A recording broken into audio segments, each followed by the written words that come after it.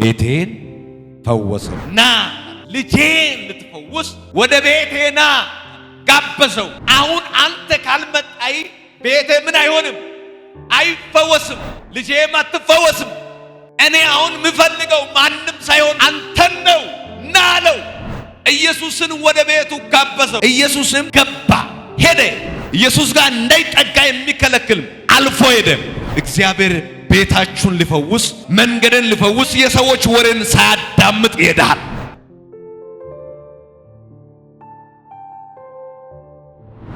የማርቆስ ወንጌል ምዕራፍ 5:35 ላይ ያለውን እናነባለን። እንደዚህ በሚል ሐሳብ በዚህ ማለዳ እግዚአብሔር ቃል አካፍላለሁ። ቤቴን ፈወሰው ይላል ርዕሴ። ቤቴን ፈወሰው ይላል።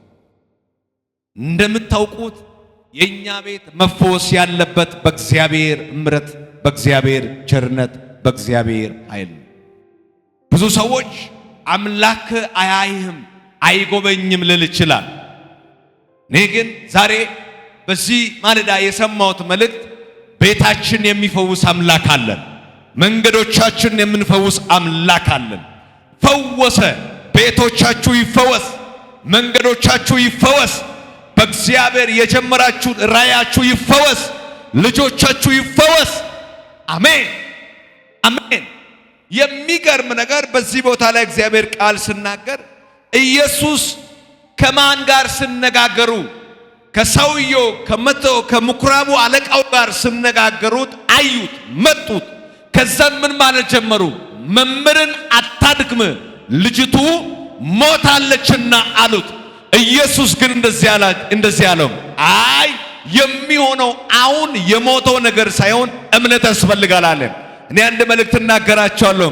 እግዚአብሔር እምነታችሁን ሊያበረታ ወደ አንተ ቤት ይመጣል። ኢየሱስ ክብሩን ለማሳየት ወደ አንተ ይመጣል። ኢየሱስ ቤተሰቦችን እኔን ሊጎበኘኝ ወደ ቤቴ ይመጣል። ምን ይላል ርዕሴ? ቤቴ ተፈወሰ። አሜን። ቤቴ ተፈወሰ። እንግዲህ እንደምታውቁት ይሄ የምኩራቡ አለቃ የሚባል ሰውየው አንድ ጊዜ ወደ ማን መጣ ነው የሚለው? ወደ ኢየሱስ መጣ። ምኑን ይዞ? ቤቱ ላይ የነበረ እንቆቅልሽ ችግሩን ይዞ ወደ ኢየሱስ እንደመጣ ይናገራል። ቁጥር 35 ላይ ምን ይላል? እነርሱ ሲነጋገሩ ከምኩራብ አለቃው ቤት ዘንድ የመጡት ልጅቱ ሞታለችና ስለምን መምህርህን አሁን ታደክማለህ አሉ። ቤቴ ልጎበኝ ልፈወስ ነው። ነገር ግን ምን እያሉ መጡ? አሁን ምን አይሆንም አሉ። አታደክመው፣ አይሆንም አለው። ኢየሱስ ደግሞ በኔ ቤት ላይ ያየው ቤቴ ሲፈወስ አይተዋል። ልጄ ሲፈወስ አይተዋል። ቤቴ ሲጎበኝ አይተዋል። መልእክት አለኝ። በኢየሱስ ክርስቶስም በዚህ ዓመት ላይ ቤቶቻችሁ ይፈወሳል። እዩት። የምኩራብ አለቃው ልጅ በጣም ታማ ወደ ኢየሱስ መጥቶ ልጄን ትፈውስ ዘንድ ወደ ቤቴ እንሂድ አለው። ና አለው። ምንን ልፈውስ? ልጄን ልትፈውስ ወዴት ና? ወደ ቤቴ ና። ጋበዘው። አሁን አንተ ካልመጣይ ቤቴ ምን አይሆንም? አይፈወስም። ልጄም አትፈወስም። እኔ አሁን የምፈልገው ማንም ሳይሆን ማንን ነው? አንተን ነው። ና አለው። ኢየሱስን ወደ ቤቱ ጋበዘው። ኢየሱስም ከእርሱ ጋር ሲሄድ ሰዎች መጥቶ ልጅቱን ሞታለችና አስተማሪውን አታደክመዋል፣ መምህርን አታደክመው፣ ልጅቱ ሞታለች አለው። ኢየሱስ ግን ከአፉ ለምኩራብ ላለቃው የተናገረው ቃል ምንድነው? እመን እንጂ አትፍራ፣ ቤት ይፈወሳል አለ። ጃማሊያ ሳክራባላ ቤቶቻችሁ ይፈወሳል። እመኑ። ዛሬ እግዚአብሔር ተናገር ያለውን እንደዚህ ነው። ቤቴ ተፈወሰ፣ ጓዳዬ ተፈወሰ፣ መንገዴ ተፈወሰ፣ አገልግሎቴ ተፈወሰ፣ ጤንነቴ ተፈወሰ። በሉልኝ አንስ ቤቴ በሉት ተፈወሰ በሉት። ቤቴን ፈወሰው። አሜን። ቤቴን ፈወሰው በሉልኝ። እስቲ ከኔ ጋር ቤቴን ፈወሰው በሉት። የምኩራብ አለቃ ማለት ምንድነው? ወይስ ምን ማለት ነው? ምኩራብ ማለት በአይሁድ የጸሎት ወይ የትምህርት ቦታ እንደሆነ ቃሉ ይናገራል። ምኩራብ ሰውየው የማን አለቃ ነው ይላል? የምኩራብ አለቃ ነው የሚለው። ምኩራብ ማለት በአይሁድ የጸሎት ቦታ ወይ ትምህርት የሚሰጥበት ቦታ ወይ የአገልግሎት ቦታ በመሆን በማለት ይታወቃል። የምኩራብ አለቃው ደግሞ ምንድነው የሚሰራው? ስራው ምን ነበረ ካላችሁት፣ በምኩራብ አለቃ አገልግሎትን የሚያቀርብ ወይ አገልጋዮችን የሚያገለግል ወይ ምኩራብ የሚመጡ ሰዎች ላይ ከነሱ ጋር እግዚአብሔር እንዲያገለግሉ ወይ ለሕጋቸው ለትምህርታቸው እንዲገዙ የሚያደርግ አገልጋይ ነው። በማገልገል የሚታወቅ ሰው ነው። እሱ ብቻ አይደለም፣ ስብሰባውን ስነ ስርዓትን የሚያዘጋጅ በዛ ምኩራብ ላይ ቃል ሲሰበክ ጸሎት ሲሰበክ የሚያስተባብር እንዲያስተባብር ስልጣን ያለ ሰው እሱ ብቻ ሳይሆን በዛ ምኩራብ ላይ ስብሰባ የሚያደርጉት አሉ ፈሪሳውያን። ሕግን ለማውጣት ሆነ የሆነ ሰው ለማስወገድም ሆነ ስብሰባውን ሁሉም ሲያደርጉ ቦታውን ምን አድርገው የሚሰጥ አዘጋጅተው የሚሰጥ ሰው እንደሆነ ይነገራል። ሌላው ደግሞ ምንድነው? የመጽሐፍ ቅዱስ ንባብ ወይ ትምህርት በዛ ምኩራብ ላይ እንዲያዘጋጅ የሚያገለግል ሰው ነው። ብዙ ኃላፊነት ያለ ሰው ነው። እንዲሁ ዝም ብሎ አይነት ሰው አይደለም። የመጀመሪያው በዛ ምኩራብ ላይ ብዙ ሰዎች አገልግሎትንም እንዲያቀርቡ ወይ አገልግሎታቸውን እንዲቀርብ የሚያደርግ ሰው ነው። በመቀጠል ደግሞ የተለያየ ስብሰባዎች በዛ ምኩራብ ላይ ሲያደርግ ሰዓቱን፣ ጊዜውን፣ ወቅቱን ጠብቆ የሚያዘጋጅ ሰው ነው። እንዲሁ ተራ ሰው አይደለም። ከዛም አልፎ ደግሞ የመጽሐፍ ቅዱስ ጥናት በዛ ላይ እንዲኖር ምኩራብ ላይ የሚያደርግ ሰው እንደነበረ ቃሉ ይገልጻል። ኃላፊነት እንዳለው ያለው ኃላፊነትም ቀላል አይደለም። የምኩራብ አለቃ ማለት ብዙ ኃላፊነት ያለበት ሰው እንደሆነ እግዚአብሔር ቃል ይናገራል። ምን አይነት ኃላፊነት አለ ከተባለ የአምልኮ ስነ ስርዓት የሚያዘጋጅ ጸሎት፣ መዝሙር፣ የመጽሐፍ ቅዱስ ጥናት፣ የህዝብ ስብሰባ ስርዓቶችን ይህን ሁሉ የሚያዘጋጅ ኃላፊነት ያለ ሰው በዛ ምኩራብ ላይ አምልኮ እንዲዘጋጅ የሚያደርግ እሱ ብቻ ሳይሆን ጸሎትን መዝሙሩም እንዲቀርብ የሚያደርግ ሰው ስብሰባውን የህዝብን ስነ ስርዓትንም እንዲፈጽም የሚያደርግበት ሰው ነው። እሱ ብቻ አይደለም። ይሄ የምኩራብ አለቃ ማለት በማህበረሰብ ዘንድ ከፍተኛ ክብር ወይ ክብርን ያገኘ ሰው ነው። የሚከበር ሰው ነው። በጣም የሚከበር ሰው ነው። እንዴት ነው ምኩራብ ላይ የነበሩ ሰዎች ሁሉም ኢየሱስን ይቀበላሉ? እንዴት ነው ይሄ ከምኩራብ ወጥቶ ኢየሱስን ሊቀበል የሄደው? ምኩራብ ላይ የነበሩ ሰዎች ሁሉን ኢየሱስ ይቀበላሉ? ኢየሱስን የሚቃወሙት ከየት ነው የወጡት? መጀመሪያ ከምኩራብ ነው። የኢየሱስም ትምህርትን የማይቀበሉ በዛ ምኩራብ ላይ ነበሩ። ኢየሱስ ትምህርት ያከና ገቲ በዛ ምኩራብ ላይ ነበሩ። ማይቀበሉት፣ ስነ ስርዓቱን ማይቀበሉት፣ ትምህርቱን የማይቀበሉት፣ ፓውሱን የማይቀበሉት፣ አምልኮን የማይቀበሉት፣ ጸሎትን የማይቀበሉ ሰዎች ነበሩ። ምኩራብ ላይ የነበሩ ሰዎች ሁሉ ኢየሱስን የሚጠሉ አይደለም። ተማን ምኩራብ ላይ የነበሩ ሰዎች ሁሉ ኢየሱስን የሚጠሉ አይደለም። ኢየሱስ የሚጠሉ ጎራ አለ፣ ኢየሱስን ደግሞ የሚፈልጉ ጎራ አለ። ኢየሱስን የሚቀበሉ ሰዎች አሉ፣ ኢየሱስን የማይቀበሉ ሰዎች ነበሩ። ከነዛ ከምኩራብ ካለበት ኢየሱስን ከሚቃወሙት ወገን ሳይሆን ኢየሱስን ከሚቀበሉት ወገን አንዱ የምኩራብ አለቃ ወደ ኢየሱስ መጣ። ከማይቀበሉ ሳይሆን ከሚቀበሉት፣ ፋውሱን ከሚቀበሉት፣ ትምህርቱን ከሚቀበሉት። ሃሌሉያ! ትበሉት ባና ቤቴን በሉት፣ ፈወሰው በሉት።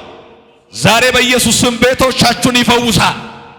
ይሄ የመጣው የምኩራብ አለቃ የሚባል ሰውየው ለማን ያ ሰው ምን አይነት ሰው ነው አልኩት። እንግዲህ ኢየሱስን ከሚቀበል ከምኩራብ ሰዎች መጣ ነው የሚለው። ኢየሱስንም ወደ ምኩራብ አለቃው ቤት ገባ፣ ሄደ። ምንም ነገር ሳያውቀውም ሄደ። ብዙ ሰዎች እንደማይሄድ ይመስላቸው ነበር። ኢየሱስ ግን አልፎ ሄደ። የሰዎች ንግግር ኢየሱስም እንዳይሄድ የሚከለክል ኢየሱስ ጋር እንዳይጠጋ የሚከለክል አልፎ ሄደ። አንድ መልእክት ልንገራችሁት። እግዚአብሔር ቤታችሁን ሊፈውስ፣ ልጄን ሊፈውስ፣ እኔን ሊፈውስ፣ መንገድን ሊፈውስ፣ አገልግሎትን ሊፈውስ ማንኛውም የሰዎች ወሬን ሳያዳምጥ ይሄዳል። አልፎ ሄደ። ሰውየውን ምን አለው? አንተ ምኑን እመን እንጂ አትፍራ።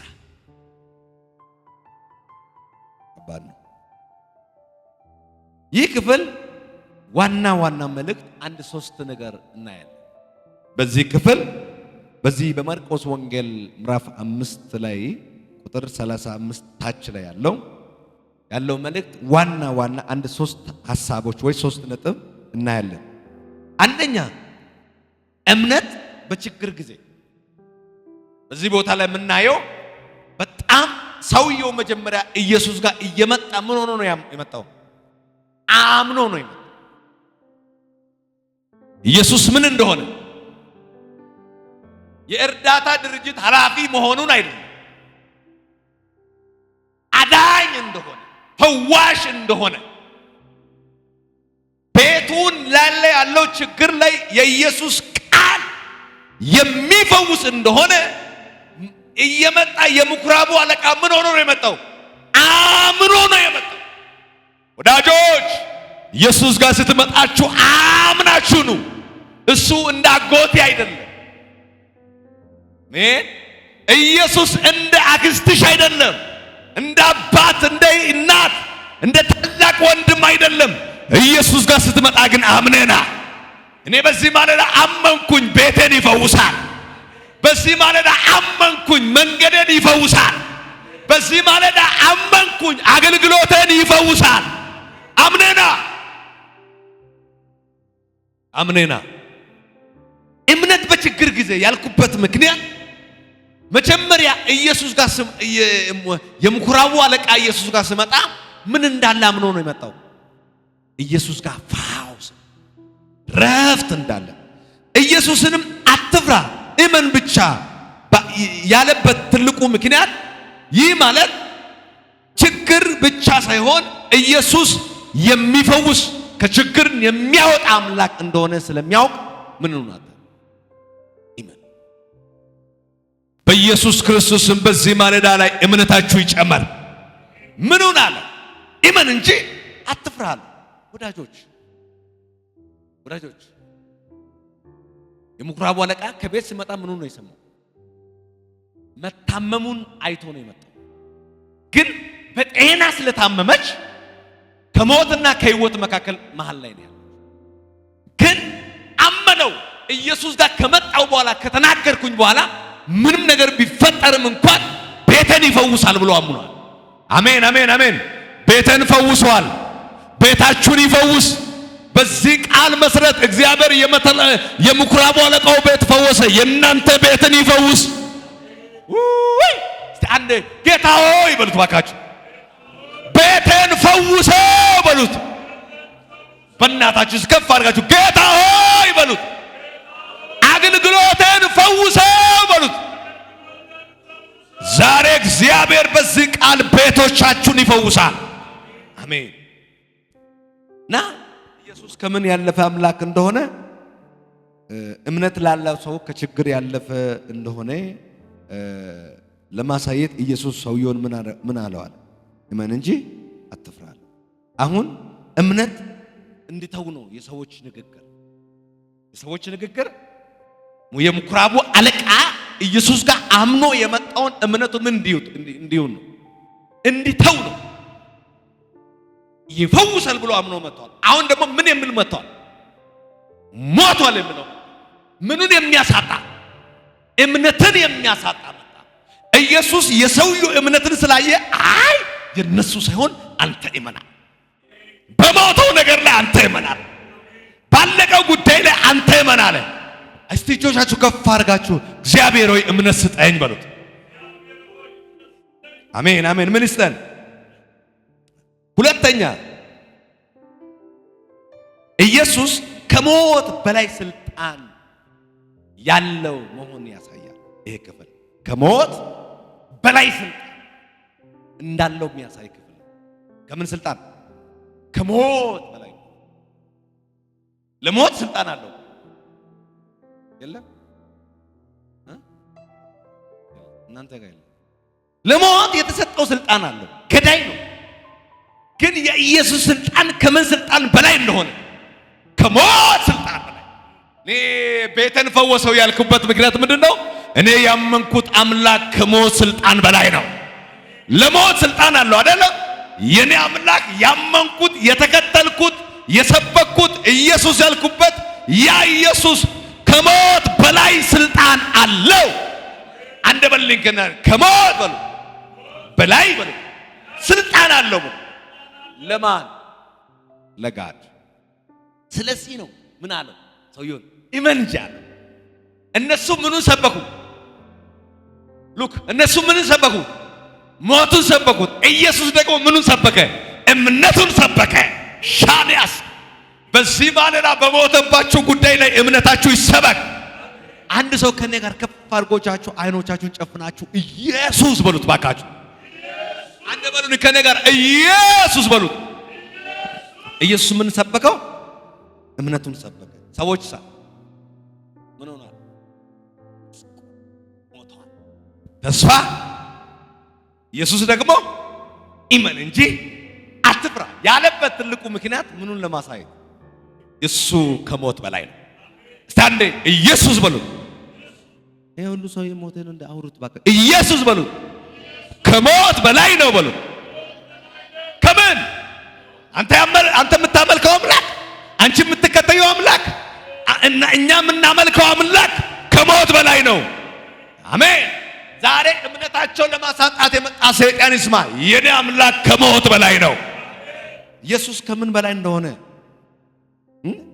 ሚቀር ልጅቱ ሞታ ነበረች። ነገር ግን ኢየሱስ አስነሳት። ይህ የእርሱ ኃይል ወይ ኢየሱስ ከሞት በላይ እንደሆነ ለማሳየት አደረገው።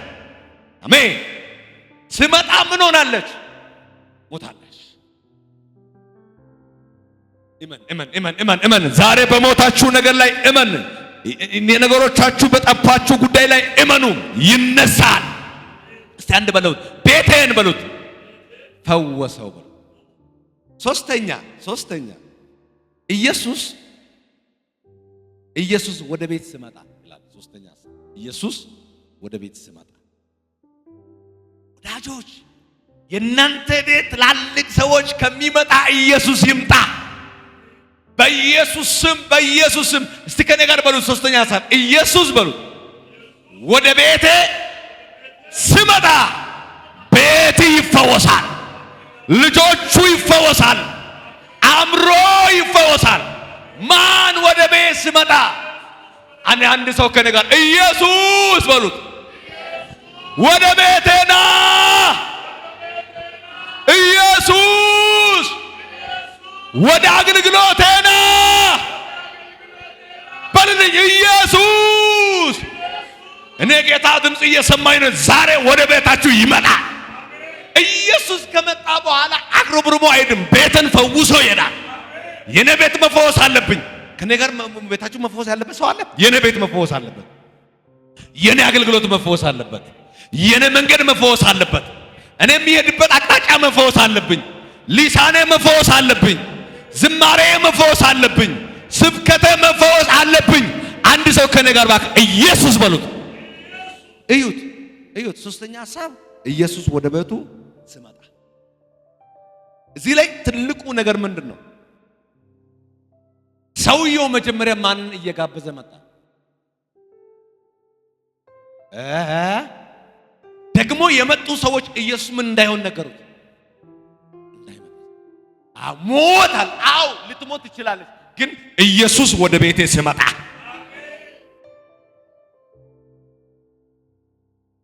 ምን አትለኝም?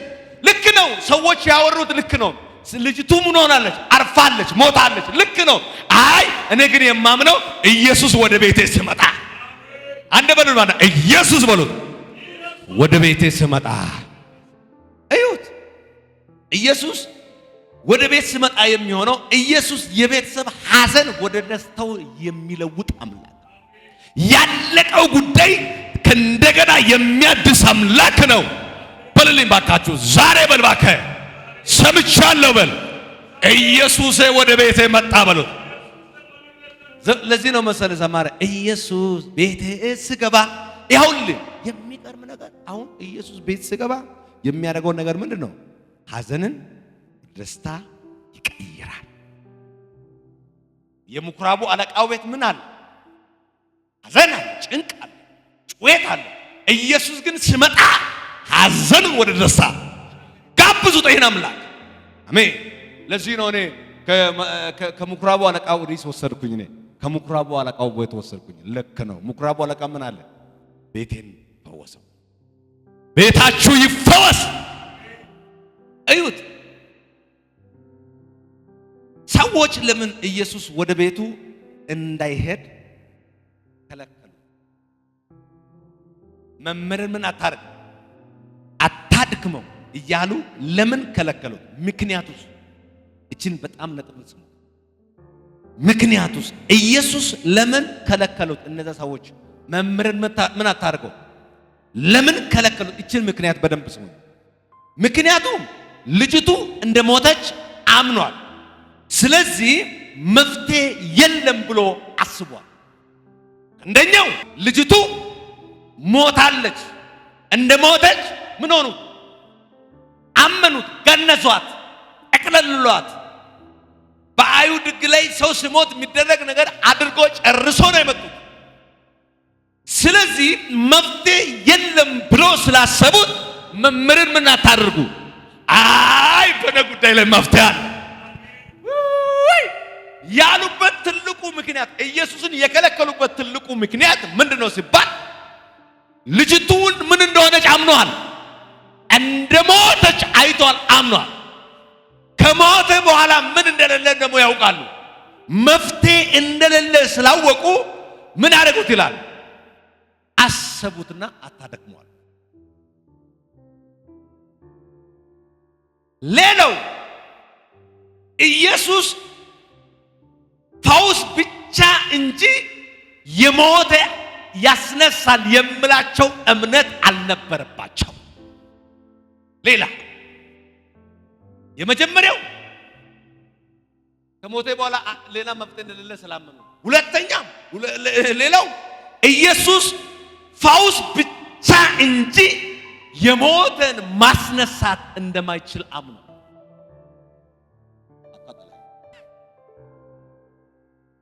አው እሱ ይፈውሳል ይላሉ ይሰበኩ፣ ግን የሞተን ያስነሳል አይሉ።